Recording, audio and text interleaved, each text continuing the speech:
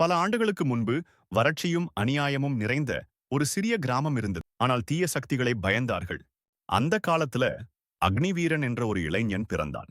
அவன் பிறந்த நாளில் கிராமத்தின் நடுவே இருந்த அக்னிக் குண்டம் தானாகவே ஜ்வலித்தது. முனிவர்கள் கூறினார்கள், இவன் சாதாரண மனிதன் அல்ல, அநியாயத்தை எரிக்கும் தீயின் அம்சம். அநியாயத்தை பார்த்தால் கண்களில் தீ, ஏழைகளின் கண்ணீரை பார்த்தால் கருணை. தீயவர்களுக்கு மரண பயம். அவன் கையில் இருந்தது அக்னி வாள். அது தீயை மட்டும் எரிக்கும், நல்லவர்களைத் தொடாது. கிராமத்தை வாட்டிய பேய்கள், சூனியம், கொடுங்கோலர்கள் அனைவரையும் அக்னிவீரன் எதிர்த்தான். ஒரு பெரும் போரில் அவன் தீய சக்திகளை அழித்தாலும் தானே தீயில் கலந்தான். அவன் உடல் சாம்பலானது. ஆனால் அந்த சாம்பலில் இருந்து ஒரு தெய்வ சக்தி எழுந்தது. மக்கள் அவனை அழைத்தார்கள், அக்னிவீரன் சாமி. அதன் பிறகு தீ விபத்துகள் குறைந்தன. அநியாயம் செய்தவர்களுக்கு தண்டனை நேர்ந்தது. நேர்மையுடன் வேண்டியவர்களின் வேண்டுதல் நிறைவேறியது.